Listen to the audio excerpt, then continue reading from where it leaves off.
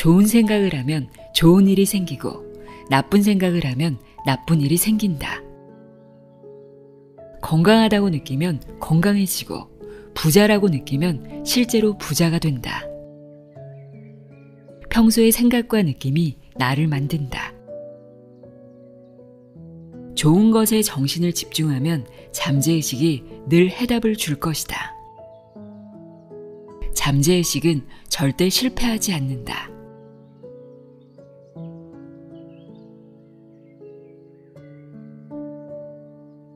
안녕하세요. 나의 소리짓갈피 소리내어 읽다입니다. 제가 정말 좋아하는 책 중 하나로 한 10번 이상 읽은 것 같아요. 60년이라는 긴 시간 동안 사랑받고 있는 밀리언셀러입니다. 조셉 머피의 대표작이죠. 조셉 머피 잠재의식의 힘입니다. 조셉 머피는 이 책을 통해 잠재의식의 아버지로 불리게 되었는데요. 잠재의식을 제대로 이해하고 싶다면 꼭 한번 읽어봐야 할 책이라고 생각합니다. 잠재의식은 비옥한 땅과 같다고 합니다. 어떤 씨앗을 심든 가리지 않고 싹을 틔우고 열매를 맺는 힘이 있습니다. 내가 원하는 열매를 얻으려면 내가 원하는 씨앗을 뿌려야겠죠. 잠재의식은 내가 뿌린 대로 거둘 수 있도록 매 순간 작동하고 있는데요. 우리가 잠을 자는 시간에도 쉬지 않고 작동하고 있습니다. 이와 같은 잠재의식의 원리와 잠재의식의 힘을 제대로 이용할 줄 안다면 분명 지금까지와는 다른 삶을 살아갈 수 있을 겁니다. 내가 반복해서 생각하고 말하는 것이 나의 믿음이 되죠. 잠재의식은 나의 믿음에 확실하게 반응하는데요. 이 책을 통해 전해드린 내용이 온전히 이해되고 믿음이 될 때까지 반복해서 들어보시길 바랍니다. 그럼 지금부터 무한한 힘과 에너지 그리고 지혜를 끌어당기는 방법을 알려주는 조셉 머피 잠재의식의 힘 내용의 일부를 읽어드립니다. 귀 기울여 들어보세요.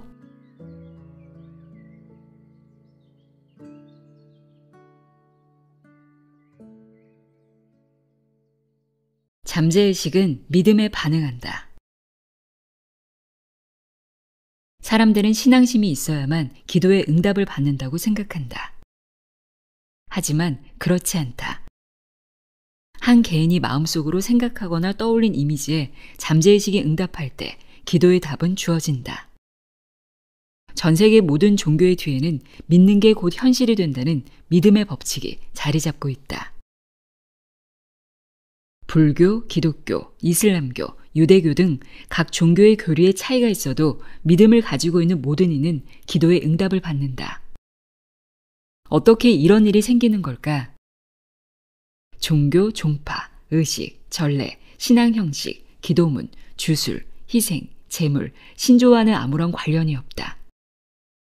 믿는 이 모두가 기도의 응답을 받는 이유는 자신이 기도하는 것에 대한 믿음을 가지고 있고 기도한 것을 마음속으로 굳게 받아들이기 때문이다. 생명의 법칙은 곧 믿음의 법칙이다. 믿음이란 마음속에 드는 생각이다. 정신과 육체, 그리고 주변 환경은 그 사람이 생각하고 느끼고 믿는 바를 따라간다. 내가 지금 무엇을 하고 있는지, 또 왜 이 일을 하는지 이해하는 것에서 시작하면 삶의 좋은 것들을 잠재의식에 새기는데 도움이 될 것이다. 기도의 응답을 받는다는 것은 마음속 소망을 실현하는 것과 근본적으로 같다. 소망이 곧 기도다. 누구나 건강하고 행복하며 안전하길 바라며 마음의 평화를 얻고 진정한 자신을 표현할 수 있길 바란다. 하지만 이런 목표를 달성하는 사람이 우리 중 몇이나 될까? 기적을 일으키는 잠재의식의 힘은 우리가 태어나기 전부터 존재했고 세상이 발전하고 교회가 세워지기 전부터 실제했다. 즉 시대를 초월한 인생의 진리와 원칙은 종교가 탄생하기 이전에도 있었다는 뜻이다. 이런 관점으로부터 출발하여 독자들이 이 책을 읽고 삶을 바꾸는 경이롭고 신비로운 힘을 손에 넣었으면 한다. 잠재의식의 힘은 정신적, 육체적 상처를 치유하고 마음을 두려움에서 헤어나오게 하며 가난, 실패, 불행, 결핍, 좌절이라는 족쇄에서 우리를 완전히 해방할 것이다. 잠재의식을 움직이는 반복의 힘. 잠재의식은 외부 세계의 삶을 현상하는 거대한 암실에 비유할 수 있다. 이름이나 옷차림, 어떤 차를 모는지, 어떤 부모나 이웃을 두었는지로 내가 어떤 사람인지 판정하지 않는다. 내면의 암실에서 믿음은 빛과 그림자를 모아 이미지별로 각각 다른 형태를 만든다. 잠재의식은 어떠한 도덕적인 평가도 내리지 않는다. 나 자신이나 다른 사람이 내 습관을 좋게 바라보든 나쁘게 바라보든 중립적인 자세를 취한다. 그렇게 부정적인 생각을 내면의 암실에 아무런 고민 없이 들인다면 시간이 지날수록 부정적인 생각이 일상의 경험과 관계로 표출되는 경험을 하고 충격을 금치 못할 것이다. 나에게 일어나는 일 중 저절로 일어나는 일은 아무것도 없다. 자신의 세계를 바꾸려면 내면을 변화시키는 것에서부터 출발해야 한다. 잠재의식은 내면의 암실과 같다는 개념을 이해한다면 잠재의식의 힘을 발견하는 여정에 즐겁게 임할 수 있다. 일단 생각을 품으면 인생을 변화시키는 게 그리 힘든 일이 아님을 깨달을 것이다. 지금 마음에 품고 있는 이미지를 새로운 이미지로 대체하는 건 그리 어렵지 않기 때문이다. 이런 원리를 이해하면 아등바등 애쓰지 않고도 삶의 긍정적인 변화를 불러올 수 있다. 어린 시절에 형성된 믿음과 성향이 지금까지 지속되어 내 삶에 영향을 끼친다는 걸 알면 놀랄지도 모른다. 여태까지 있는지도 몰랐던 그 믿음과 생각들은 사실 어린 시절부터 내면에 자리 잡아 잠재의식이라는 암실의 깊은 곳에 숨어 있다. 이런 원리를 깨우치고 나면 왜 생각에 주의를 기울여야 하는지 자연스레 알게 된다. 선풍기 근처에 앉으면 목이 결린다고 믿는 할아버지의 예를 보자. 그의 잠재의식은 선풍기를 목을 결리게 만드는 물건으로 볼 것이다. 불편한 기운을 조성하고 목을 결리게 하는 건 선풍기 주위에서 빠르게 진동하는 에너지의 분자들이 아니라 그릇된 믿음이다. 에너지의 분자들도 선풍기도 인간에게 해를 끼치지 않는다.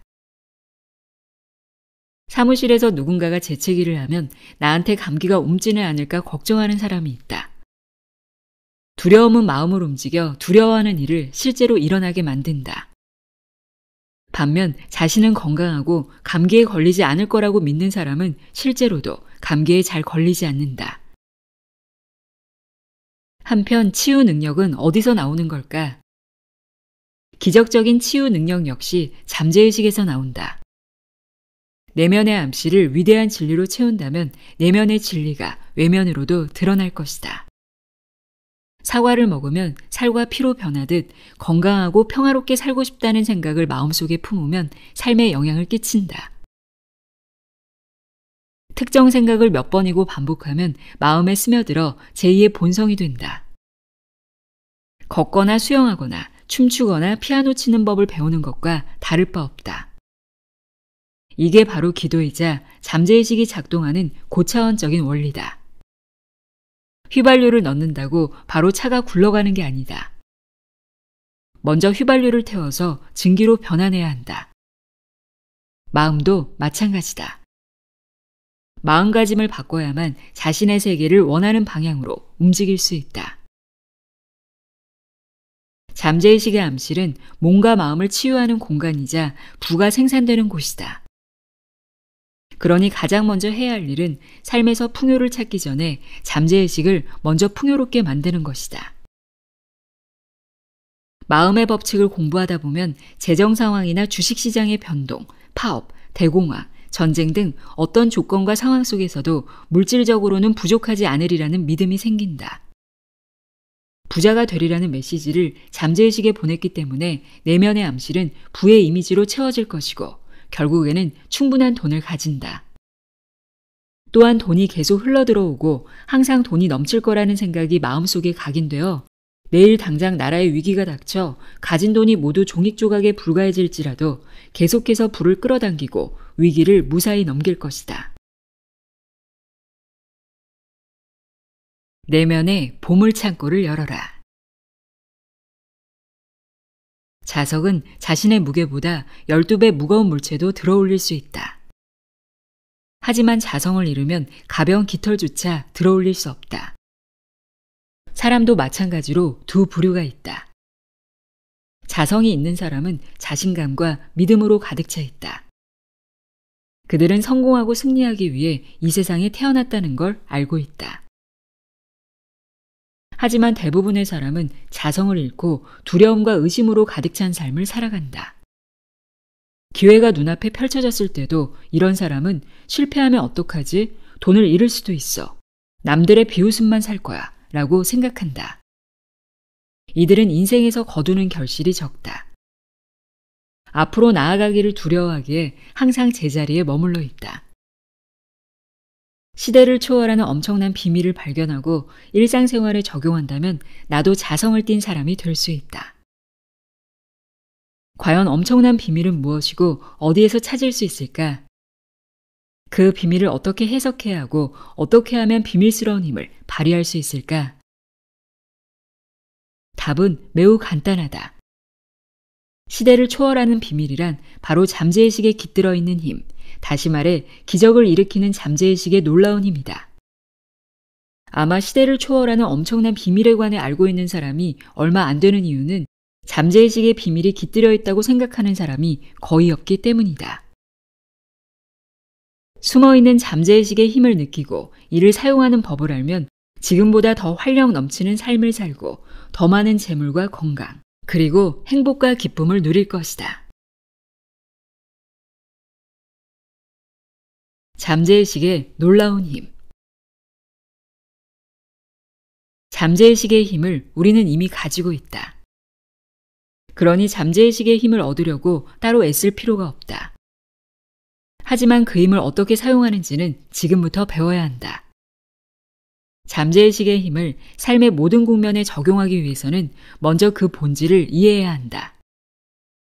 이 책에서 설명하는 간단한 기법과 절차를 따르면 잠재의식에 관한 지식을 쌓고 이해도를 높일 수 있다. 참신한 시각으로 삶을 바라봄으로써 영감을 얻고 잠재의식의 힘을 사용하여 모든 소망과 꿈을 실현할 수 있다. 잠재의식을 통해 지금 당장 현재의 삶을 더 위대하고 풍요로우며 다채롭고 고결하게 변화시킬 수 있다. 우리는 모두 내면의 생각과 감정, 힘, 그리고 빛과 사랑, 아름다움을 발견할 권리가 있다. 비록 눈으로 직접 볼 수는 없지만 내면의 힘은 위대하다. 모든 문제에 대한 답과 결과에 대한 원인이 잠재의식에 숨어 있다. 숨겨진 이 힘을 외부로 끌어내는 법을 배운다면 풍요롭고 안정되며 즐거운 삶의 주인으로 살 수 있다. 믿음의 법칙을 따르는 잠재의식의 작동 원리. 화학, 물리학, 수학의 원리와 잠재의식이 작동하는 원리는 근본적으로 다를 바 없다. 화학적 힘이나 물리적 힘을 활용하려면 화학과 물리학의 원리를 배워야 하듯 잠재의식의 힘을 사용하고 싶다면 잠재의식의 원리를 깨쳐야 한다. 물은 낮은 곳으로 흐른다 라는 원리를 생각해보자. 물이 높은 곳에서 낮은 곳으로 흐르는 건 사람들 모두가 받아들이는 보편적인 원리다. 어떤 종류의 물이든 상관없이 모든 액체는 물과 같은 성질을 띈다. 고대 이집트인들은 이 원리를 알고 있었다. 그리고 물이 높은 곳에서 낮은 곳으로 흐르는 원리를 이용하여 피라미드의 토대를 완벽하게 쌓았다. 오늘날 엔지니어들은 물이 낮은 곳으로 흐르는 원리를 이용하여 관계시설부터 수력발전소까지 다양한 물 관련 시설을 설계한다. 또 다른 예시로 물질에 열을 가하면 부피가 팽창한다는 원리를 살펴보자. 이 원리는 언제 어디서나 적용된다. 쇠붙이를 가열하면 부피가 팽창한다. 쇠가 중국에서 왔든 영국이나 인도에서 왔든 아니면 궤도를 선회하는 우주 정거장에서 왔든 관계없다. 물질에 열을 가하면 부피가 팽창하는 것은 보편적인 진리다. 마찬가지로 잠재의식에 새긴 메시지가 조건, 경험, 사건으로 발현되어 우주라는 스크린 위에 펼쳐지는 것도 보편적인 진리다. 기도의 응답을 받는 건 기도가 잠재의식의 원리에 지배를 받기 때문이다. 여기서 원리란 작동 방식을 의미한다. 예를 들어 전류가 고전위에서 저전위로 흐르는 건 전기의 기본 원리다. 전등을 켜거나 전자레인지에서 요리한다고 해서 전기의 원리가 바뀌지는 않는다.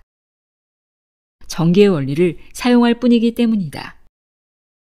이렇게 전기의 성질을 이용하여 위대한 발명품이 탄생했고 새로운 발견을 할 수 있었으며 인류는 셀 수 없이 많은 혜택을 누렸다.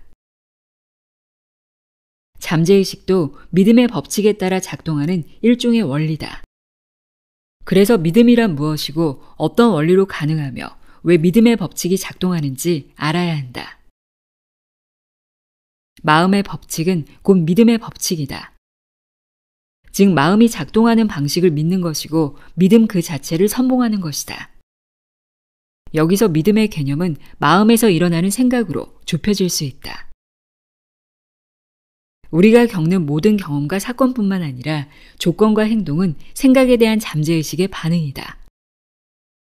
어떤 종교를 믿느냐가 중요한 게 아니라 마음속에 깃든 믿음이 결과를 좌우한다는 걸 잊어서는 안 된다. 잠재의식은 작용과 반작용의 보편적인 법칙에 따라 기도에 응답한다. 먼저 일어나는 작용이 생각이라면 반작용은 생각의 본질에 맞게 잠재의식으로부터 나오는 응답이다. 같은 원리로 마음을 조화로운 상태에 놓고 건강과 평화, 선의로 채우면 삶에서 기적이 일어난다. 마음은 하나지만 둘로 나뉜다. 마음은 하나지만 각기 다른 특징과 기능을 지닌 두 부분으로 나뉜다. 이 책에서 나는 마음의 이중성을 드러내기 위해 현재의식과 잠재의식이라는 단어를 사용한다. 개념을 파악하기에 더 쉬운 용어가 있다면 다른 말로 대체해도 관계없다. 요점은 마음의 이중성을 인식하고 인정하는 것이다. 마음을 정원에 빗대어 생각하면 마음의 두 가지 기능을 더 쉽게 파악할 수 있다. 나는 정원사다.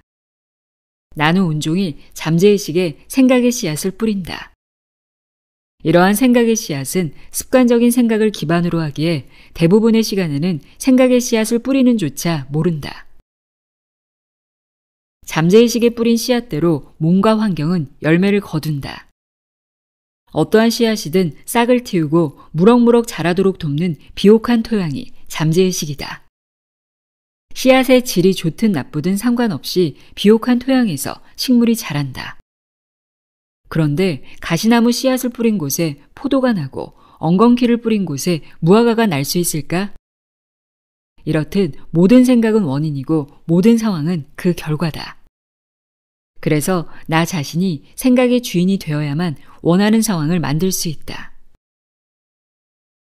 주변을 둘러보자. 어디에 거주하든 사회의 어떤 부류에 속하든 대부분의 사람들은 외부 세계에 살고 있다. 그러나 깨달음을 얻은 사람들은 내부 세계, 즉 내면을 적극적으로 돌본다. 내면이 외면을 창조한다는 걸 깨달았기 때문이다. 생각, 감정, 시각화된 이미지나 조직 원리가 경험을 구성한다. 창조력은 내부 세계에만 있다. 삶에서 겉으로 발현되는 것은 결국 내부 세계가 의식적으로 또는 무의식적으로 만들어낸 창조물이다. 현재의식과 잠재의식 간의 상호작용에 관해 배우면 삶을 통째로 변화시킬 수 있다. 외부 상황을 바꾸고 싶다면 상황의 원인을 손봐야 한다. 대부분의 사람들은 외부적인 조건과 상황의 변화를 줌으로써 현재의 조건과 상황을 바꾸려 한다. 원인이 있었기에 현재의 상태에 이르렀다고는 생각을 하지 못하고 시간과 노력을 어이없게 허비한다. 삶에서 갈등과 혼란을 지우고 부족한 상태에서 벗어나 한계를 뛰어넘으려면 그 원인을 제거해야 한다. 여기서 원인이란 현재의식을 사용하는 방법이자 현재의식에 떠오르는 생각과 이미지다. 원리는 아주 간단하다. 원인을 바꿔야 결과를 바꿀 수 있다. 잠재의식은 현재의식의 명령에 의문을 품지 않는다. 현재의식은 배의 조타시를 주의하는 선장이나 항해사에 빗대어 설명할 수 있다. 선장은 배를 운항하고 기관실의 선원들에게 지시를 내린다. 선원은 보일러나 기구, 측정기 등을 제어한다. 엔진룸에 있는 사람은 배가 어디로 향하는지 모른 채 선장의 지시를 따른다. 만약 조타시를 주의하는 선장이 나침반, 육분해 등의 기구에서 얻은 정보를 바탕으로 잘못된 지시를 내리면 배는 좌초할 것이다. 하지만 배를 주의하는 사람은 선장이기에 엔진룸에 있는 사람들은 선장의 명령을 따른다.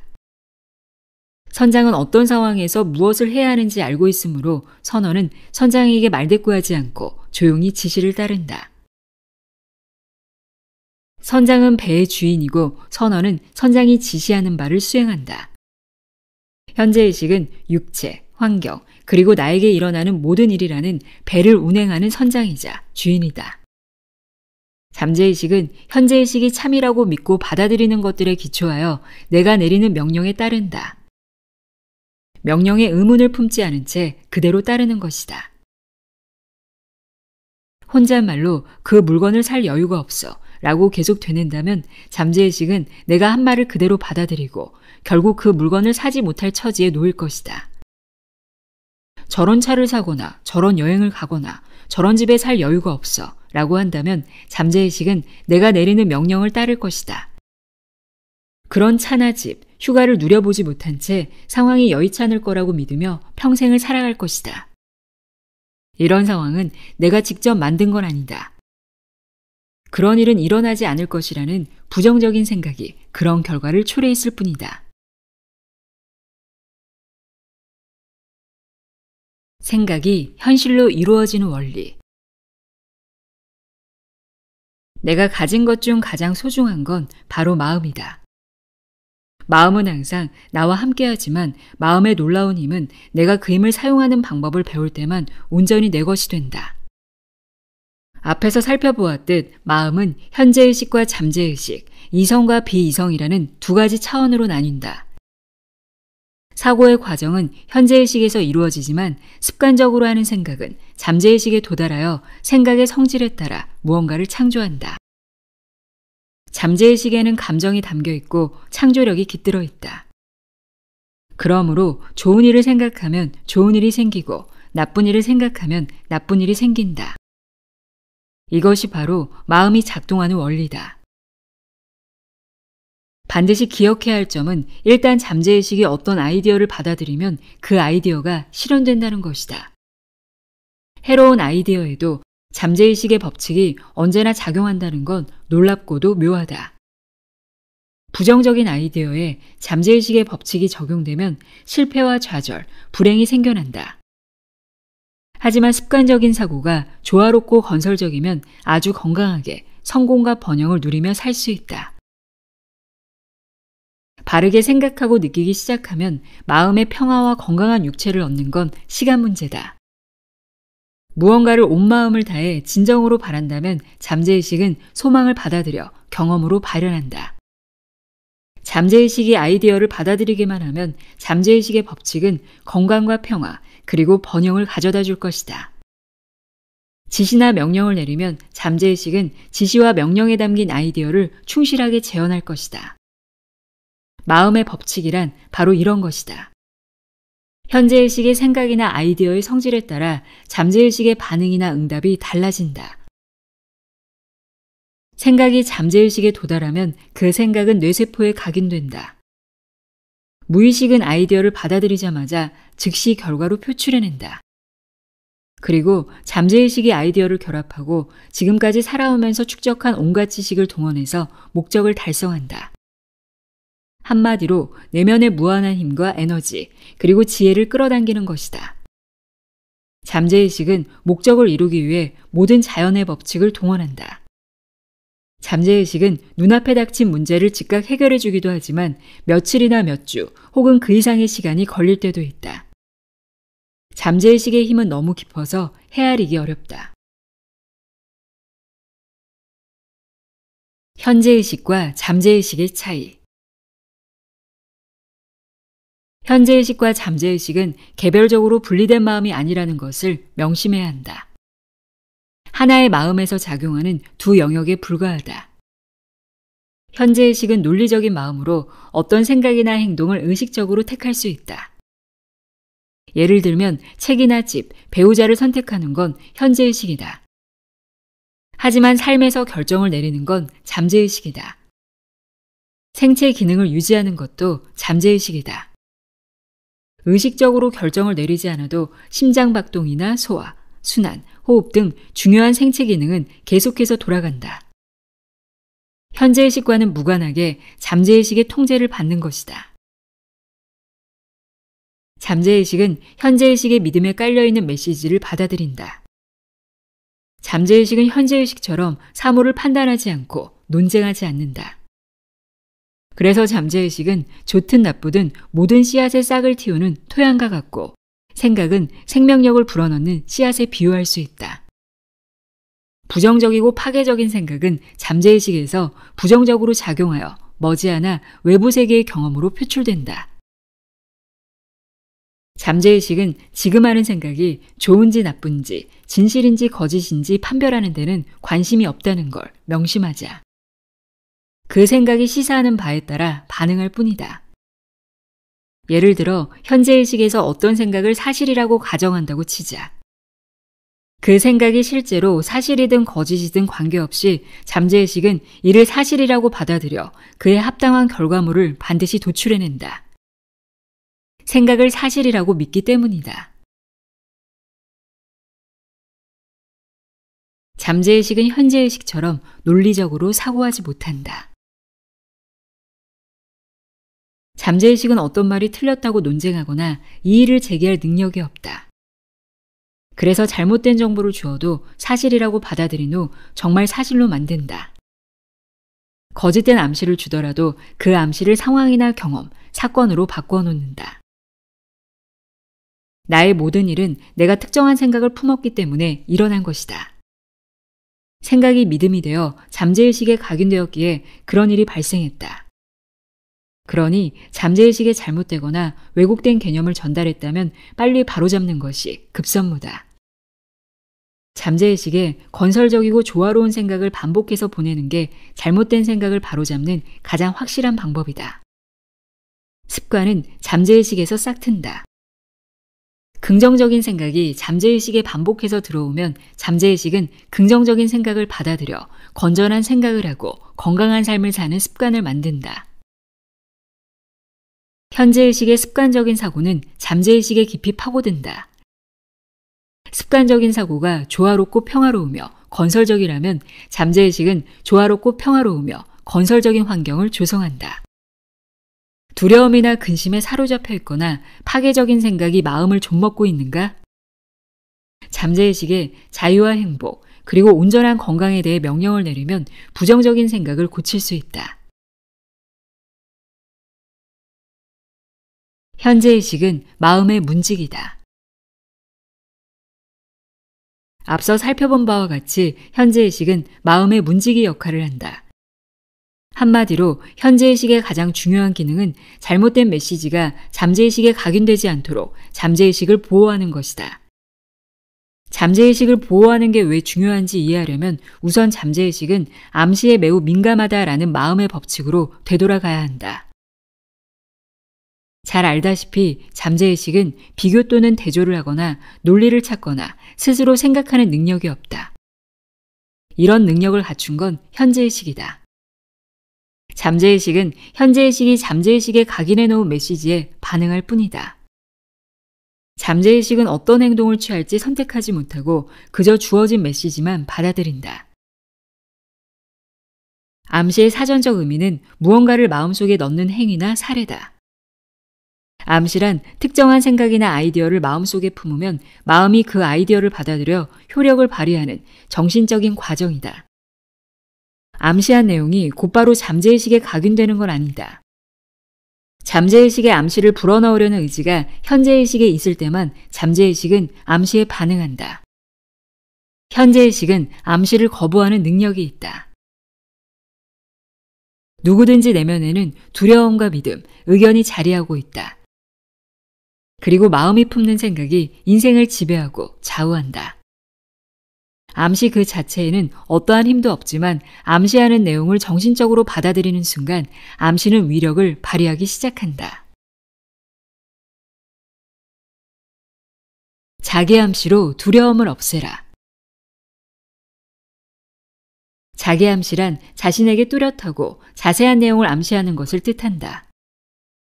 여느 도구와 마찬가지로 잘못 사용하면 해가 될 수 있지만 올바르게 사용하면 도움이 된다. 제닛은 재능 있는 젊은 가수로 어느 날 오페라 오디션에 참가하라는 연락을 받았다. 중요한 역할을 맡을 수 있다는 기대에 오디션을 보고 싶다는 마음은 굴뚝 같았지만 걱정이 눈앞을 가렸다. 전에 3번이나 오디션을 봤는데 단 한 번도 통과하지 못했기 때문이다. 실패에 대한 두려움이 너무 큰 탓에 오디션을 꺼리게 되었다. 은쟁반의 옥굿을 굴러가듯 고운 목소리를 가졌지만 자신감이 부족했다. 노래할 때 내 목소리는 끔찍해. 그 역할을 결코 따내지 못할 거야. 심사위원들은 나를 마음에 들어하지 않을 테고 이런 목소리로 어떻게 오디션을 볼 생각을 했는지 고개를 갸우뚱할지도 몰라. 오디션을 보러는 가겠지만 떨어질 게 분명해. 잠재의식은 이런 부정적인 자기 암시를 일종의 요구로 받아들여 암시한 내용을 외부 세계에 표출하고 경험으로 바꾸어 놓았다. 오디션에 떨어진 원인은 무의식적인 자기 암시였다. 두려움은 감정으로 바뀌었고 주관적인 생각은 현실로 나타났다. 하지만 제닛은 긍정적인 자기 암시를 통해 부정적인 자기 암시의 위력에 맞서 싸울 수 있었다. 하루에 3번씩 조용한 방으로 들어가 의자에 편안하게 앉아 몸의 긴장을 풀고 눈을 감았다. 가능한 한 몸과 마음을 차분하게 유지했다. 마음이 고요할 때 몸은 암시를 더 쉽게 받아들이기 때문이다. 두려움과 부정적인 자기 암시를 극복하기 위해 자신에게 말했다. 나는 침착하고 자신감이 넘치며 내 마음은 평온해. 내 목소리는 아름답고 나는 무대에 오를 준비가 됐어. 의자에 앉을 때마다 느리고 차분하게 감정을 실어 이 문장을 5번에서 10번씩 반복했다. 낮에 3번, 잠들기 전에 1번 자기 암시를 했다. 그렇게 일주일 동안 실천하자 더는 무대에 오르는 게 두렵지 않았고 자신감이 충만했다. 읽고 운명의 날이 되었을 때 오디션에서 아주 멋지게 노래를 불렀고 배역을 따낼 수 있었다. 잠재의식은 3단 논법을 따른다. 고대 그리스 시대부터 철학자와 논리학자들은 3단 논법이라는 추론 형식을 연구했다. 3단 논법에 따르면 전제가 모두 참일 때 거짓인 결론이 도출될 수 없다. 마음도 3단 논법에 따라 추론한다. 즉 현재의식이 참이라고 믿는 대전제에서 잠재의식은 결론을 도출해낸다. 문제나 질문의 유형이 실제로 무엇인지는 상관이 없다. 잠재의식은 전제가 참이라면 결론도 반드시 참이라는 3단 논법을 따른다. 예를 들면 이렇다. 형상을 가진 모든 물체는 변하고 사라진다. 이집트의 피라미드는 형상을 가진 물체다. 따라서 피라미드는 변하고 사라질 것이다. 다른 예도 살펴보자. 모든 미덕은 칭찬받을 만하다. 친절은 미덕이다. 따라서 친절은 칭찬받을 만하다. 이 2예에서 첫 번째 문장이 대전제다. 전제를 올바르게 세우면 결론도 올바르기 마련이다. 뉴욕시 시청에서 마음의 과학이라는 주제로 강연을 열었던 적이 있다. 청중이었던 한 대학 교수가 강연이 끝나자 내게로 다가와 이렇게 말했다. 인생이 엉망진창입니다. 건강도 재산도 친구도 잃었어요. 뭐 하나 되는 일이 없네요. 나는 그에게 대전제부터 잘못되었다고 설명해 주었다. 대전제부터가 자기 파괴적이기 때문에 논리적으로 문제가 생길 수밖에 없다고 했다. 삶을 변화시키기 위해서는 대전제를 새롭게 세우고 사고의 방향을 바꿔야 한다. 잠재의식의 무한한 지성이 나를 인도하고 길을 내어주며 영적, 정신적, 물질적으로 번영하게 하리라고 진심으로 믿어야 했다. 일단 잠재의식의 힘에 대한 믿음을 가지면 잠재의식은 자동으로 현명한 판단을 내리고 신체를 치유하며 마음을 평화롭고 고요한 상태로 돌려놓을 것이다. 교수는 자신이 원하던 삶을 머릿속에 그리며 다음과 같은 대전제를 세웠다. 무한한 지성은 언제나 나를 올바른 길로 인도합니다. 나는 온전한 건강을 누릴 것입니다. 마음과 몸은 조화의 법칙에 따라 움직이므로 아름다움과 사랑, 평화, 그리고 풍요로움은 바로 나의 것입니다. 올바른 행동 원리와 신의 섭리가 삶 전체를 지배합니다. 나의 대전제에는 영원한 삶의 진리가 녹아 있습니다. 나의 잠재의식이 현재의식의 특성에 따라 행동한다는 것을 알고 느끼며 믿습니다. 나중에 그는 자신이 변화한 과정에 대해 이렇게 얘기했다. 대전제로 삼은 문장을 천천히 차분하게 정성스럽게 여러 차례 반복했습니다. 이제는 그 내용이 잠재의식에 깊게 스며들고 있다는 걸 압니다. 마음의 법칙에 확신이 생겼고 반드시 결과가 따르리라는 것도 알지요. 저에게 대전제의 힘에 관해 말씀해 주셔서 감사합니다. 인생이 전반적으로 나아지고 있어요. 정말 효과가 있더라고요. 기적을 일으키는 잠재의식의 힘. 잠재의식은 무한한 힘을 가지고 있다. 잠재의식은 영감을 주고 길을 안내한다. 또한 머릿속에 저장된 기억을 생생하게 불러일으킨다. 잠재의식은 심박수와 혈액순환을 관장하고 소화와 흡수, 배설을 조절한다. 빵 한 조각을 먹었을 때 잠재의식은 빵을 조직과 근육, 뼈, 그리고 혈액으로 변화시킨다. 아무리 현명한 사람이라 할지라도 이러한 잠재의식의 작용을 다 헤아리기는 어렵다. 잠재의식은 생명과 직결된 신체의 작용과 기능을 관장하고 모든 문제의 답을 알고 있다. 잠재의식은 잠들거나 쉬지 않고 24시간 작동한다. 그래서 침대에 누워 잠들기 전에 이루고 싶은 구체적인 내용을 잠재의식에 전달하면 기적을 일으키는 잠재의식의 힘을 접할 수 있다. 내면에 숨어있던 힘이 흘러나와 원하던 결과로 나를 이끄는 걸 알면 놀라움을 금치 못하고 기뻐할 것이다. 인도 리시케시에 있는 요가 포레스트 대학교에서 강연을 했을 때 뭄바이에서 강의를 들으러 온 외과 의사와 긴 대화를 나눈 적이 있다. 그는 나에게 제임스 에스데일이라는 의사의 놀라운 이야기를 해주었다. 에스데일은 스코틀랜드 출신 의사로 1840년대에 벵골 지방에서 활동했다. 에테르를 비롯한 현대의 화학적 마취제가 개발되기 전이었다.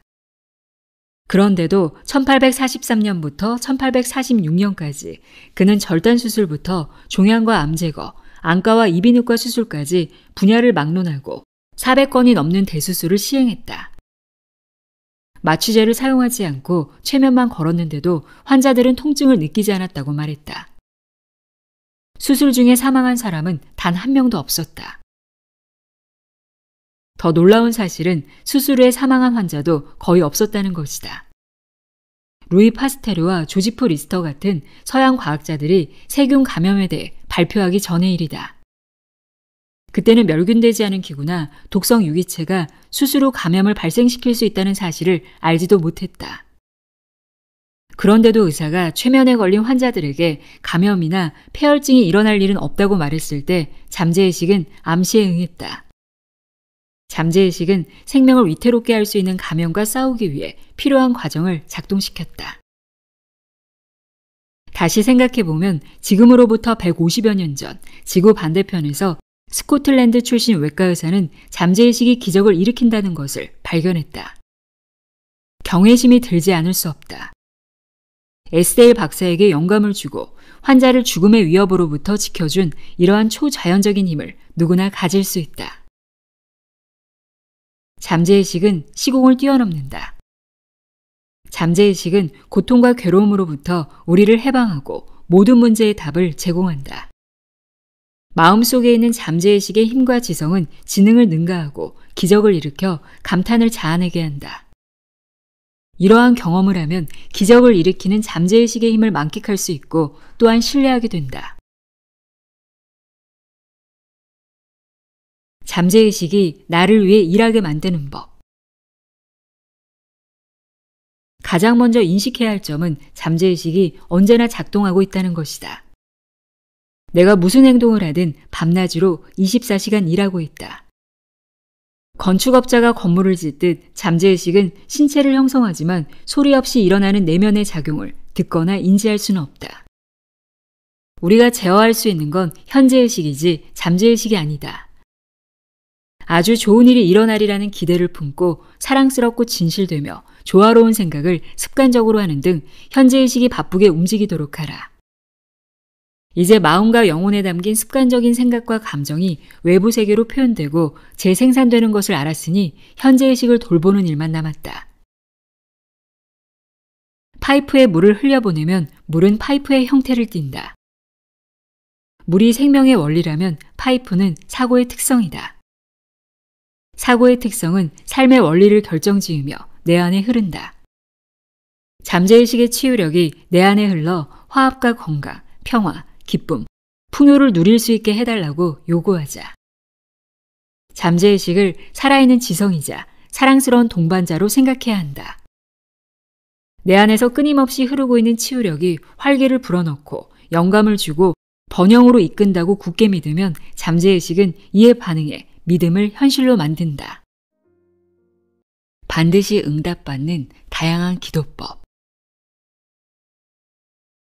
다리를 건설하거나 우주선을 설계할 때 엔지니어는 잘 알려지고 익숙한 설계 기법과 숙련된 기술을 사용하며 정해진 순서를 따른다. 그래서 필요한 기법과 기술, 순서를 반드시 학습해야 한다. 삶도 마찬가지다. 삶을 다스리고 통제하며 지휘하는 데 필요한 기법과 기술, 그리고 순서가 있다. 먼저 이런 순서와 기법을 익혀야 한다. 기도의 응답을 받고 싶다면 적절한 기법과 순서를 따라야 한다. 기도는 과학적인 방식으로 응답한다. 세상은 질서와 법칙이 지배하기 때문에 우연히 일어나는 일은 아무것도 없다. 기도에는 다양한 접근 방식과 방법이 있다. 이 책에서는 종교의식 중에 이루어지는 형식적이거나 의례적인 기도는 다루지 않을 것이다. 기도란 성취하고자 하는 무언가를 명확하게 표현한 것이다. 기도는 영혼의 진정한 소망을 반영하기에 기도가 곧 소망이라고 볼 수도 있다. 마음속 깊은 곳에서 무언가를 원할 때 기도가 나오므로 기도는 삶에서 원하는 걸 드러낸다. 마음의 설계자가 되어라. 가족이 살 집을 짓고 있다면 집의 설계부터 세심하게 살필 것이다. 그리고 건축업자가 집을 지을 때 설계도의 세부사항까지 제대로 반영했는지 꼼꼼히 확인하고 건축 자재에도 신경을 쓸 것이다. 사용한 건축 자재의 질에 따라 집에서 보내는 시간의 질이 달라질 수 있음을 알기에 최고급 시멘트와 단열재, 전기 배선, 지붕 등을 선택할 것이다. 행복하고 풍요로운 삶을 살려면 마음의 집과 설계에도 똑같은 주의를 기울여야 하지 않을까? 마음의 집을 짓는 데 사용하는 벽돌의 본질은 인생을 살아가면서 생기는 일과 경험을 결정한다. 설계도에 두려움, 걱정, 불안, 부족 같은 정신적 패턴이 가득하다면 혹은 풀이 죽어 있고 의심이 많다면 냉소, 고생, 근심, 긴장, 한계라는 자재로 마음을 짓고 있는 것이나 다름없다. 깨어있는 순간마다 마음에 어떤 집을 짓느냐는 삶의 본질을 결정하고 삶에 지대한 영향력을 미친다. 말은 고요하고 보이지도 않지만 말에는 진심이 담겨 있다. 우리는 항상 마음의 집을 짓고 있다. 우리가 떠올리는 생각과 심상은 그 집의 청사진이다. 매 순간 떠오르는 생각과 아이디어, 받아들인 믿음, 마음에 숨겨진 무대에서 리허설하는 장면은 눈부신 건강과 성공, 행복이라는 집을 짓는다. 쉴 새 없이 짓고 있는 웅장한 저택은 곧 나의 성격이자 정체성이며 이 세상에서 써내려가는 인생 이야기다. 새로운 청사진을 마련하고 지금 이 순간 평화, 조화, 기쁨, 선의를 느끼면서 마음의 집을 짓자. 원하는 것을 자세하게 전하고 요구하면 잠재의식은 청사진을 받아들여 소망을 모두 이루어준다. 기도의 본질은 믿음이다. 무언가를 얻으려면 믿음으로 구해야 한다. 무엇을 구하려고 하는지 생각하지 않으면 마음은 한 걸음도 움직이지 않는다. 마음속에 떠오르는 심상이 없으면 어디로 나아가야 할지 갈피를 못 잡는 것이다. 잠재의식이 힘을 발휘하여 기도의 열매를 얻으려면 먼저 마음이 기도를 하나의 이미지로 받아들여야 한다. 기도는 기쁘고 편안한 상태에서 소망이 실현되리라고 믿으며 올려야 한다. 무한한 지혜와 힘을 가진 잠재의식이 현재의식의 확답을 주리라는 것을 알고 신뢰할 때 진정한 기도의 주춧돌이 놓이게 된다. 다음의 절차를 따르면 기도의 응답을 받을 것이다. 아이디어를 생생하게 그리는 시각화 기법.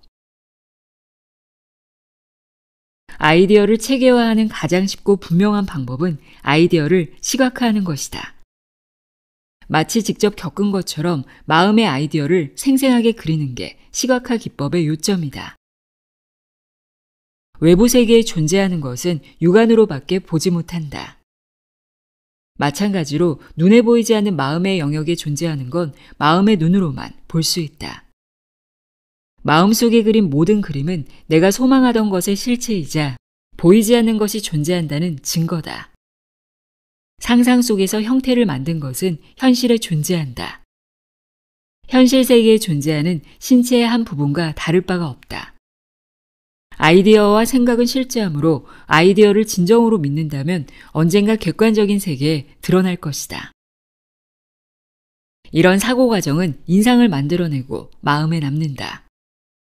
마음에 남은 인상은 삶에서 사실과 경험으로 드러난다. 건축가는 자신이 짓고 싶은 건물을 머릿속에 그려보고 자신이 원하는 대로 완성된 건물의 모습을 상상한다. 심상과 사고를 떠올리는 과정은 건물의 본을 뜨는 작업에 비할 수 있다. 아름답거나 미관을 해치는 건물일 수도 있고 초고층 빌딩이나 1층짜리 판잣집일 수도 있지만 어쨌든 건물을 지으려면 어떤 건물을 지을지 시각화해야 한다. 건축가의 심상은 도면 위에 투영되고 현장 담당과 인부는 필요한 자재를 모아 빌딩을 짓기 시작한다. 건축가가 그린 정신적 패턴에 건물이 완벽하게 부합해야만 작업은 끝이 난다. 나는 청중에게 말을 하기 전에 언제나 시각화 기법을 사용한다. 마음의 수레바퀴를 멈춘 후 잠재의식에 생각의 이미지를 보여준다. 그리고 강당 전체를 마음속에 그려본다. 강당은 내면의 무한한 치유력에 눈을 뜨고 감화를 받은 사람들로 가득 차 있다. 빛나고 행복하고 자유로운 모습이 보인다. 10분 정도 계속 그 장면을 그려보면서 청중의 몸과 마음이 사랑과 온전함, 아름다움과 완벽함으로 흠뻑 젖어 있는 것을 느껴본다. 그리고 마음속에 그린 그림을 내려놓고 연단에 올라간다. 강연을 할 때마다 이런 시각화 기법을 사용하는데 강연이 끝날 때면 나에게 찾아와 기도의 응답을 받았다고 말해주는 사람이 반드시 있다. 소망을 간단한 문장으로 집약하라. 찰스 보도행은 프랑스 루소 연구의 교수였다. 저명한 심리치료사이자 뉴낭시 치유학교의 연구소장이기도 했다. 그는 졸리고 몽롱한 상태에 들어가는 것이 최소한의 노력으로 잠재의식에 인상을 남기는 가장 효과적인 방법이라고 했다. 나른한 상태에 진입하면 조용하고 수동적이며 수용적인 상태에서 아이디어가 잠재의식에 반영되고 전달되기 때문이다. 보도행은 이렇게 말했다.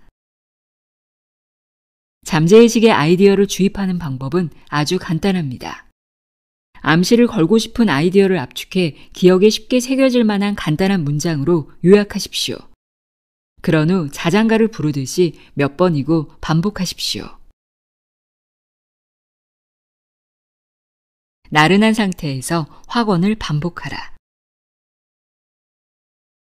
졸리고 나른한 상태가 되면 마음의 최소한의 노력만 쏟으면 된다.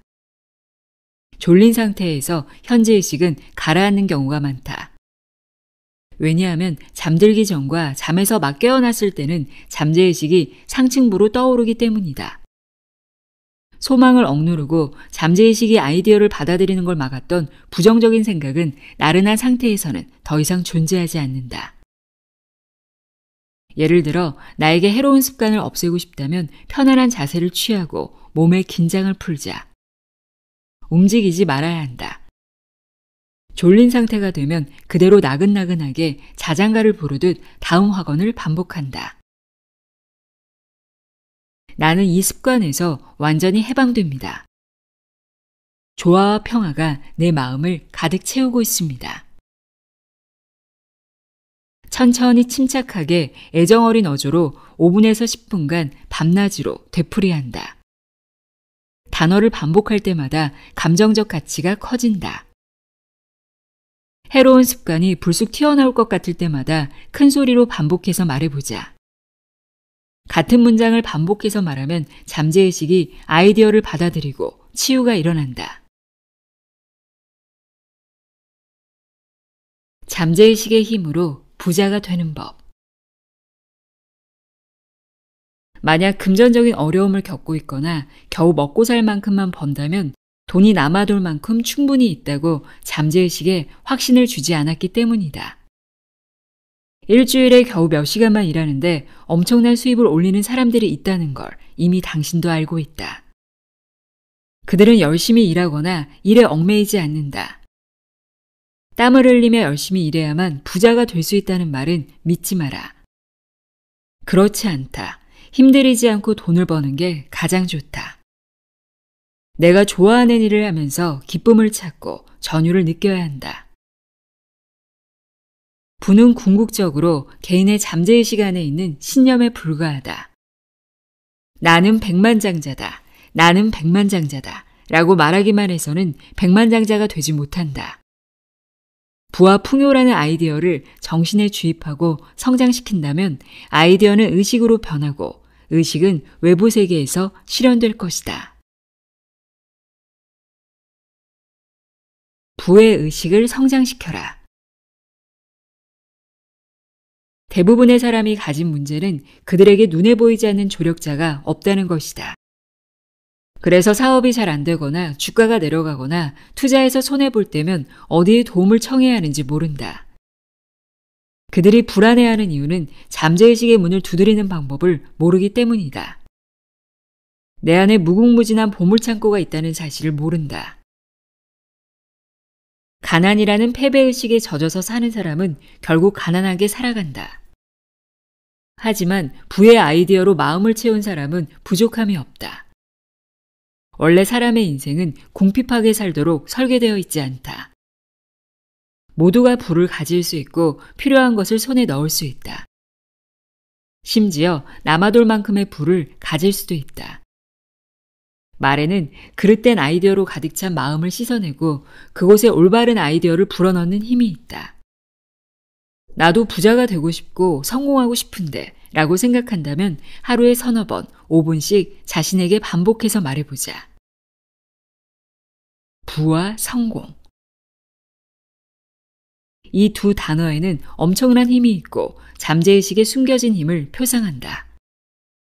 내 안에 있는 실질적인 힘에 마음을 기울이면 힘의 본질과 성질에 부합하는 조건과 상황이 조성될 것이다. 단순히 나는 부자다 라고 말하는 게 아니라 내 안에 있는 진정한 힘에 관해 거듭 생각하는 것이다. 부라고 말할 때 마음에서 갈등이 일어나는 일은 없다. 또한 부자가 되리라는 생각을 계속하면 부유하다는 느낌이 마음에서 솟아난다. 부유하다는 느낌이 부를 만들어낸다는 걸 언제나 명심해야 한다. 잠재의식은 일종의 은행이나 금융기관에 빗댈 수 있다. 은행에 예치한 금액을 통장에서 확인할 수 있듯 부유해지거나 가난해지는 생각은 현실에서 확인할 수 있다. 부유한 삶을 선택하라. 잠재의식에는 아이디어가 부족한 법이 없다. 내면에는 아이디어가 무수히 많고 언제나 현재의식으로 흘러들 준비가 되어 있다. 그러한 아이디어는 호주머니에서 우연히 발견한 지폐처럼 벼랑간에 등장하기도 한다. 주식이나 환율의 등락과는 관계없이 아이디어는 계속 마음속에 피어오른다. 나의 부를 진정으로 결정짓는 건 주식, 예금, 채권 같은 것이 아니다. 물론 수치화는 내가 가진 부의 크기를 표현하는 손쉬운 방법이다. 하지만 이는 상징에 지나지 않는다. 내가 강조하고 싶은 점은 부는 내 것이고 삶에서 순환하고 있다는 생각을 잠재의식에 각인하면 어떤 형태로든 부가 굴러든다는 것이다. 두려움은 확언을 무력화한다. 그렇게 해봤는데 효과가 없던데요? 몇 주간, 아니 몇 달간 나는 부자입니다. 나는 번영합니다. 라고 말했는데 아무 일도 일어나지 않았어요. 수많은 사람이 이렇게 불평했다. 그들에게는 공통점이 있었다. 나는 부자입니다. 나는 번영합니다. 라고 말할 때 자신에게 거짓말을 하는 듯한 느낌을 받는다는 것이다. 한 남성은 이렇게 고백했다. 온 힘을 다해 나는 번영한다고 확언했는데 상황만 더 안 좋아졌어요. 하긴 그 말을 하면서도 말도 안 된다고 생각하긴 했어요. 현재의식이 그 말을 거부했기에 입 밖으로 주장하고 확언한 내용과 정반대되는 일들이 발생했다. 효과가 없었던 진짜 이유는 그 말을 한 지 10분도 되기 전에 두려운 생각이 마음속을 비집고 들어와 긍정적인 확언을 무력화했기 때문이다. 기껏 땅에 씨를 뿌리고는 그 자리를 다시 파헤치는 사람은 없다. 식물이 뿌리를 내리고 성장할 수 있도록 가만히 두어야 하는 건 누구나 안다. 그러니 그 돈을 낼 능력이 없어 라고 말하려고 했을 때 그 돈을 이라는 말이 나오는 순간 잠시 멈추고 나는 모든 방면에서 번영하고 있습니다 등의 건설적인 문장으로 바꾸어 보자. 확언의 내용이 구체적이고 내면의 갈등이나 다툼을 불러일으키지 않을 때 그 효과가 가장 잘 발휘된다. 남성의 말은 사실 결핍 상태를 암시했기 때문에 결국 상황이 더 안 좋아진 것이다. 잠재의식은 아무 말이나 문구를 받아들이는 게 아니라 진심으로 진짜라고 느끼는 것만 받아들인다. 현재의식을 지배하는 아이디어나 믿음을 받아들이는 것이다. 내적 갈등을 겪고 있는 사람들에게 유용한 방법을 소개한다. 다음 말을 자주 반복하라. 나는 내가 몸담는 분야에서 쉴 새 없이 번영하고 있습니다. 특히 잠들기 전에 반복하는 것이 좋다. 이러한 확언은 내면의 갈등을 불러일으키지 않는다. 잠재의식에 남아있는 재정적으로 쪼들린다는 느낌과 모순되지 않기 때문이다. 나는 매출이 부진하고 재정 상태가 좋지 않아 수심으로 가득 차 있는 사업가에게 사무실 의자에 앉아 마음을 차분히 하고 매출이 매일 늘어나고 있습니다를 몇 번이고 반복해서 말하라고 조언했다. 이 말은 현재의식과 잠재의식의 협력을 유도해 정말 매출이 증가하는 결과를 가져왔다. 이런 방식으로 밤에 잠자리에 들 때 침착하게 힘을 빼고 감정을 실어 부자라는 단어를 반복해보자. 자장가처럼 부자라는 단어를 어르듯이 반복하면서 잠들다 보면 그 결과에 깜짝 놀랄 것이다. 돈과 풍요가 눈사태처럼 쏟아질 것이기 때문이다. 이는 잠재의식의 기적적인 힘을 느껴볼 수 있는 가장 쉬운 방법이다. 부자가 되는 걸 막는 정신적인 장벽을 치워라. 사람들은 생계를 꾸려나가기 위해 쉴 새 없이 노력한다고 말한다. 하지만 실상은 자기 몸 하나도 건사하기 어려운 것 같다. 그런 사람들이 무슨 말을 하는지 들어본 적 있는가? 그들의 대화 대부분은 다음과 같은 맥락으로 흘러간다. 일단 인생에서 성공하고 남들보다 돋보이는 사람을 끊임없이 비난한다. 저 사람은 부정한 방법으로 재산을 모았어. 돈 앞에서는 인정사정 없지. 사기꾼이야. 하지만 이것이 바로 그들이 부자가 되지 못하는 이유다. 자신이 간절하게 원하고 소망하는 것을 쉴 새 없이 비난한다. 다른 사람의 성공을 질투하고 탐내기에 자기보다 성공한 동료를 험담한다. 자기보다 부자인 사람을 비판하고 비난하는 건 부가 사라지라고 기도하는 것과 다를 바 없다. 사람들이 부자가 되는 걸 가로막는 감정이 바로 질투다. 대부분은 질투가 재산을 내쫓는 걸 모른다. 그래서 돈을 벌기 위해 사서 고생을 한다. 예를 들어 적은 돈을 계좌에 넣으려고 은행에 갔는데 옆 창구의 사람이 거액을 예치하는 것을 봤다고 치자. 이때 드는 질투를 극복하는 방법은 와, 정말 멋지다. 그렇게 부자라니 내가 다 기쁘네. 더 큰 부자가 되면 좋겠다 라고 자신에게 말하는 것이다. 질투하는 마음은 파괴적이다. 질투는 나를 부정적인 위치에 놓는다. 그래서 부가 흘러들어오기는커녕 흘러나간다. 만약 다른 사람이 부자라서 또는 나보다 성공해서 짜증이 났거나 기분이 나빴던 적이 있다면 이제부터는 더 부자가 되라고 빌어주어야 한다. 이로써 마음속에 있는 부정적인 생각이 중화되고 잠재의식의 법칙에 따라 더 큰 재산이 나에게 흘러들어올 것이다. 부정한 방법으로 돈을 번다고 누군가를 걱정하거나 비난할 필요도 없다. 정말 마음의 법칙을 악용해 부정적인 방법으로 재산을 축적하고 있다면 마음의 법칙이 얼마 지나지 않아 그를 처리해 줄 것이기 때문이다. 다른 사람을 비난하지 않도록 주의를 기울여야 한다. 부자가 되는 걸 막는 장벽은 내 마음속에 있다는 걸 명심하라. 모든 사람과 정신적으로 좋은 관계를 유지함으로써 그 장벽을 무너뜨릴 수 있다. 당연히 내가 누려야 할 부자가 될 권리. 정말로 부자가 되고 싶은지 스스로를 의심하거나 부자가 되고 싶다는 마음을 부끄럽게 생각하지 말자. 더 충만하고 행복하며 멋진 인생을 살고 싶기에 돈을 갈망하는 것뿐이다. 부자가 되고 싶은 것은 당연한 것이고 우주적 원리에 따르는 것이다. 부는 단순히 좋은 걸 넘어 아주 좋은 것이다. 부를 비난하면 부가 도망간다. 이 장을 읽으면서 나는 지금보다 더 많은 돈을 벌 자격이 있어 라고 생각할지도 모른다. 대부분이 그런 생각을 한다. 정말 그런 자격이 있을지언정 실제로 더 많은 돈을 벌지는 못한다. 이런 사람들이 돈을 더 많이 벌지 못하는 가장 큰 이유는 조용히 또는 공공연히 돈이 나쁘다고 비난하기 때문이다.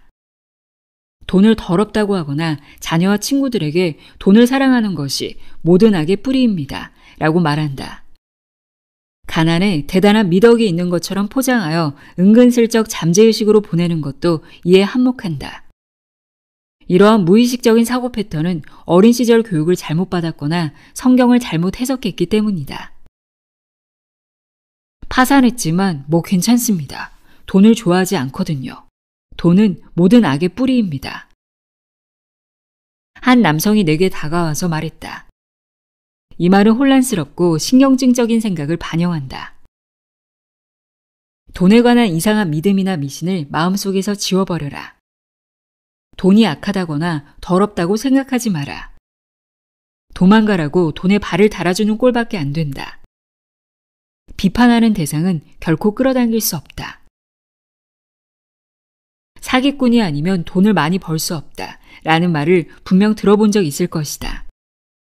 이렇게 생각하고 말하는 사람은 일반적으로 재정난에 시달리는 경우가 많다. 아마도 자신보다 더 성공하거나 돈이 많은 친구를 보며 씁쓸해하거나 배가 아팠을 수도 있다. 그렇다면 이 사람은 사서 고생하고 있다. 친구들에게 품은 부정적인 생각과 부를 비난하면 번영과 부가 도망가 버린다. 자신을 비난하는 사람과 시간을 보내고 싶어하는 사람은 없다. 부도 마찬가지다. 이런 사람은 자신이 원하는 것을 제 손으로 내쫓고 있다. 이 사람은 두 가지 모순된 방법으로 기도를 하고 있다. 한편으로는 부가 나에게 흘러들어왔으면 좋겠다라고 말하면서도 다른 한편으로는 저 친구가 번 돈은 더럽고 악하다 라고 말한다. 이러한 모순은 가난과 비참으로 향하는 도로의 이정표와도 같다. 그러니 다른 사람이 부자가 됐다면 함께 기뻐하도록 특별히 신경을 써야 한다. 가난은 마음의 병이다. 가난은 미덕이 아니다. 다른 정신질환처럼 일종의 마음의 병이다. 만약 몸이 아프다면 뭔가 문제가 생겼다는 걸 깨닫고 도움을 구하거나 병을 치료하기 위해 노력할 것이다. 마찬가지로 삶에 충분한 돈이 흐르지 않는다면 근본적으로 뭔가가 잘못되었다는 신호다.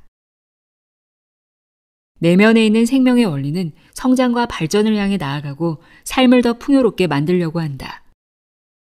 우리는 누추한 집에서 누더기 차림으로 배를 고르려고 이 세상에 태어난 게 아니다.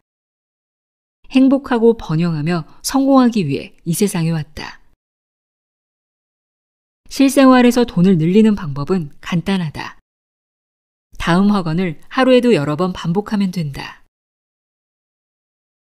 돈이 좋습니다. 돈을 사랑합니다. 나는 현명하고 건전하며 분별력 있게 돈을 사용합니다.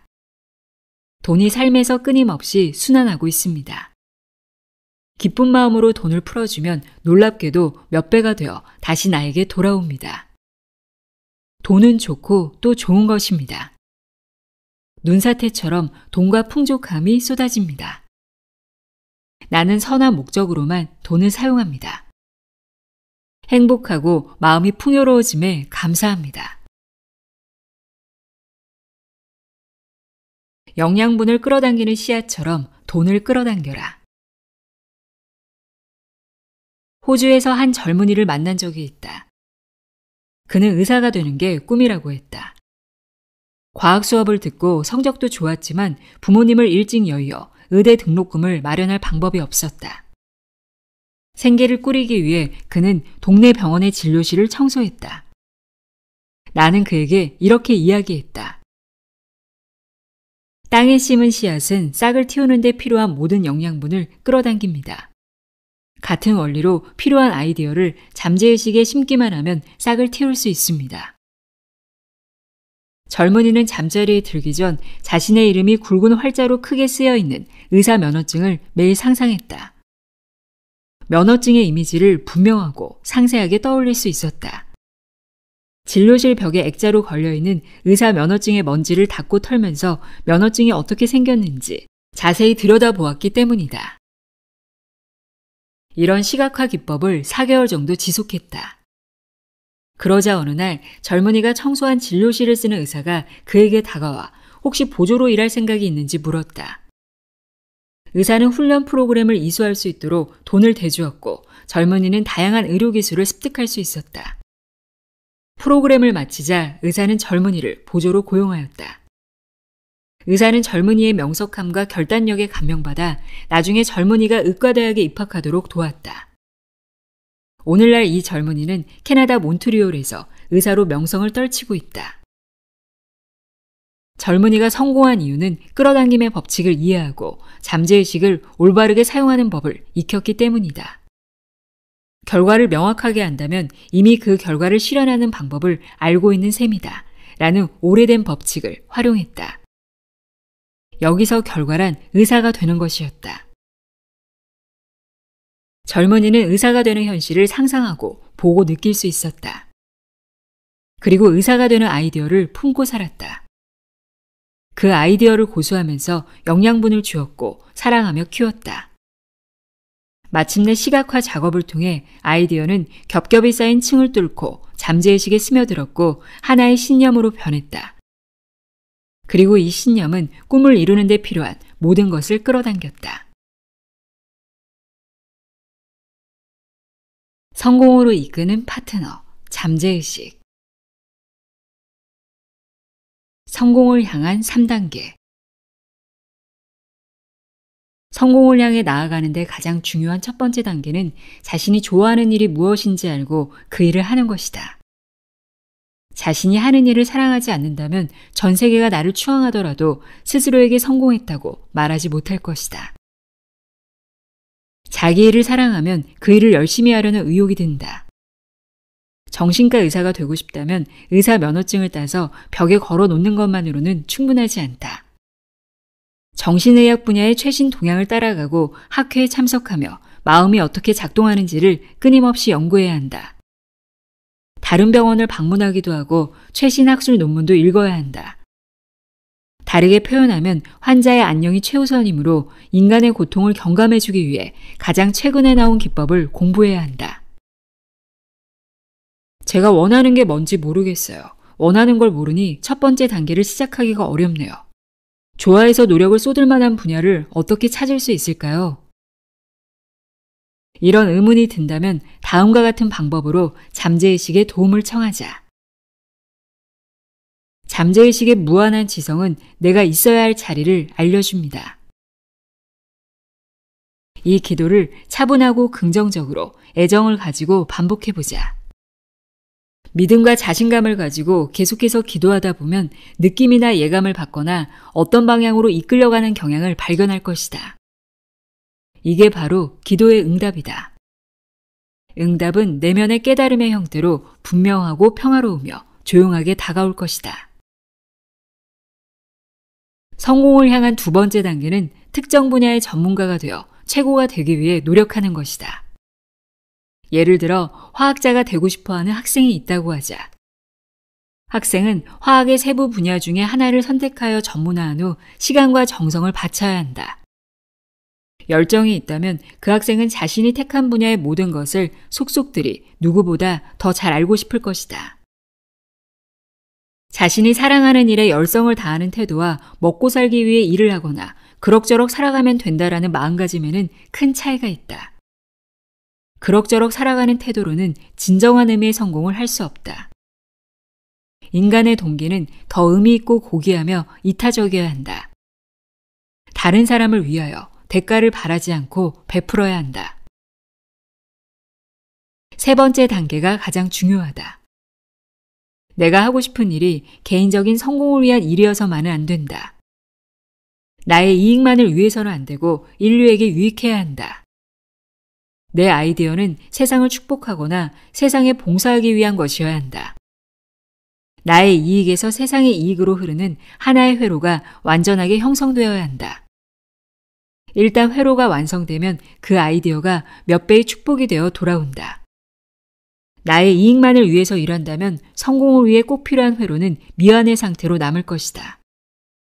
겉으론 성공한 것처럼 보일 수도 있겠지만 시간이 지날수록 반만 완성된 삶의 회로 때문에 한계에 부딪히거나 질병에 걸리는 일이 생길 수도 있다.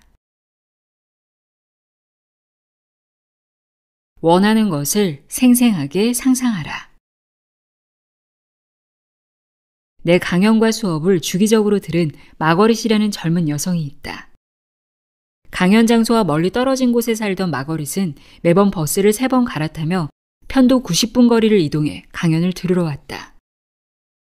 마거릿이 강연을 들으러 온 어느 날 나는 일할 때 쓸 자동차가 필요했던 남성이 자동차를 얻은 이야기를 들려줬다.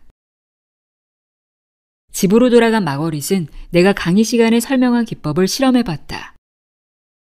이후 나는 마거릿에게 편지 한 통을 받았다. 마거릿의 동의를 받아 편지 내용을 여기에 공유한다.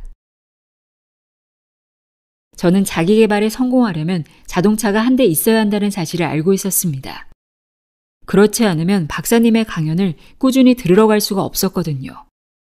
그래서 저는 기왕 차를 장만하겠다면 제가 늘 갖고 싶어 하던 드림카인 캐딜락을 갖겠다고 결심했습니다.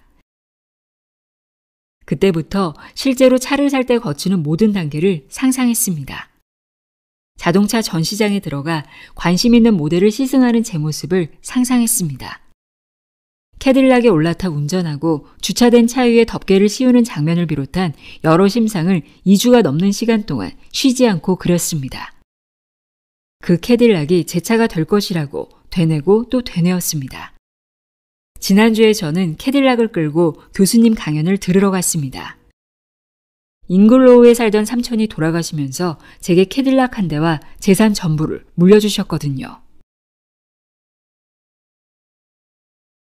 성공의 열쇠는 성공에 관한 생각에 담겨 있다.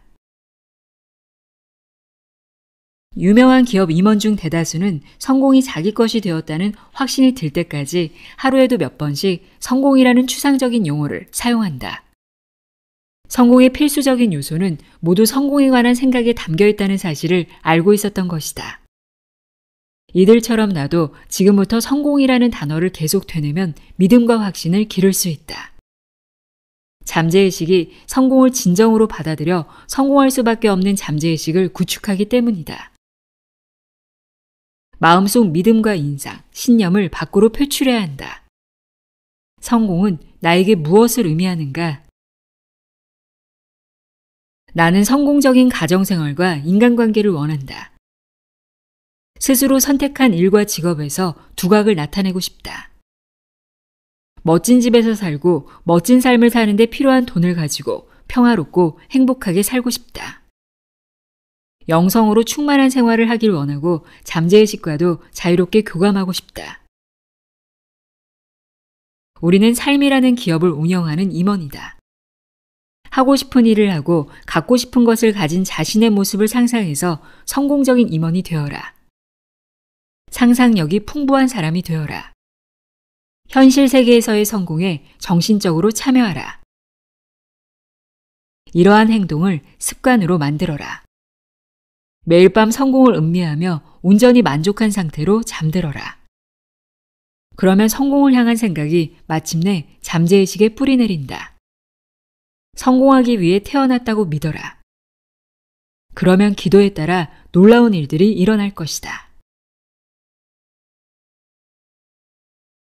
좋은 습관을 만들 때 효과 좋은 생각법.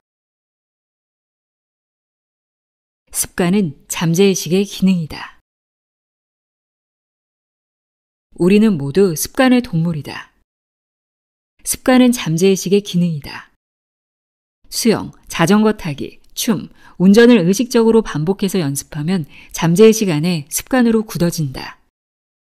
제2의 천성이라고도 불리는 습관은 제1의 천성인 생각과 행동에 잠재의식이 보이는 반응이다. 습관을 스스로 만들어내면 좋은 습관이나 나쁜 습관을 자유롭게 선택할 수 있다. 부정적인 생각을 일정 기간 반복한다면 부정적인 생각을 습관적으로 하고 싶다는 충동에 빠진다. 잠재의식의 법칙은 충동이다. 절망에 가까운 상황에 놓여있던 밥이 나를 찾아왔다. 술 때문에 직장, 아내, 가족을 전부 잃었습니다. 아내는 제 전화도 안 받아요. 딸을 만나게 해주지도 않고요. 어디에 도움을 청할지 모르겠습니다. 술을 끊으려고 노력은 해보셨나요? 물론이죠. 여러 번 시도해봤어요. 한동안은 정말 술을 끊은 적도 있고요. 하지만 2주도 못 가 다시 술을 찾습니다. 미치겠어요. 이 불행한 남성은 같은 실패를 몇 번이고 반복했다. 남성은 폭음이 습관이 되었다는 사실을 알았고 새로운 습관을 만들어야 한다는 사실을 깨달았다. 그러나 술을 마시고 싶은 마음을 억지로 억누르는 것은 역효과만 낳았다. 금주의 번번이 실패하자 그는 충동이나 강박에 대한 제어력을 완전히 잃고 절망에 빠졌다. 남성의 절망감은 잠재의식에도 크나큰 영향을 미쳤다. 의지가 더욱 약해진 남성의 삶에서는 실패가 연이어 일어났다. 나는 그에게 현재의식과 잠재의식 간 기능의 조화를 이루는 법을 가르쳤다. 두 의식이 협력하면 잠재의식에 내재한 생각과 욕망에도 영향을 미친다. 남성은 그동안 오래된 습관이 그를 잘못된 길로 이끌었으니 이제 의식적으로 노력해 자유, 맑은 정신, 마음의 평안으로 향하는 길을 구축해야 한다는 사실을 깨달았다. 자동으로 튀어나오는 파괴적인 습관도 사실은 자신이 선택한 것임을 깨달았다. 부정적으로 생각할 수 있다면 긍정적으로도 생각할 수 있다는 사실 또한 깨달았다. 마침내 그는 자신이 무력하다는 생각을 멈춰 나쁜 습관을 떨쳐냈다. 자신의 치유를 방해하는 것은 자기 생각뿐이라는 사실을 완벽히 깨달은 것이다. 이제 그는 나쁜 습관을 없애기 위해 억지로 정신적인 노력을 할 필요가 없게 되었다. 밥은 몸의 긴장을 풀고 명상에 들어가는 연습을 하기 시작했다. 그러자 그의 마음은 그가 이루려는 욕구로 가득 차게 되었다. 밥은 잠재의식이 가장 쉬운 방법을 통해 자신이 원하는 것을 모두 가져다 주리라는 것을 알았다. 그는 딸이 자신을 안아주며 아빠, 집에서 다시 보니까 너무 좋아요 라고 말하는 모습을 상상했다. 그는 똑바로 앉아 주기적이고 체계적으로 이 명상을 반복했다.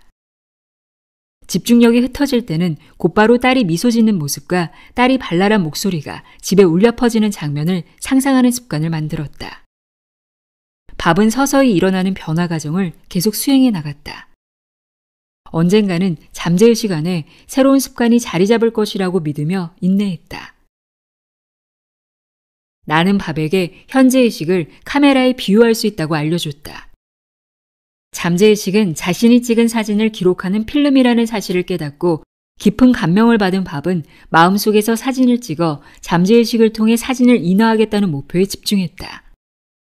필름 사진을 캄캄한 암실에서 인화하듯 마음의 그림은 잠재의식이라는 깊고도 어두운 암실에서 발전한다. 현재의식이 카메라라는 사실을 이해한 밥은 더는 정신적인 고통을 겪지 않았다.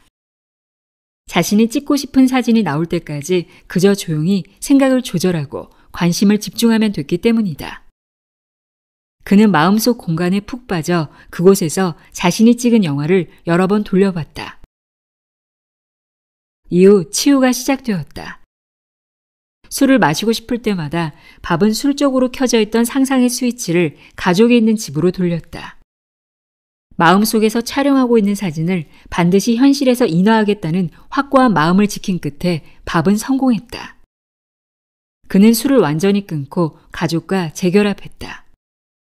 오늘날 그는 성공적인 업무 경력을 쌓으며 행복한 삶을 살고 있다.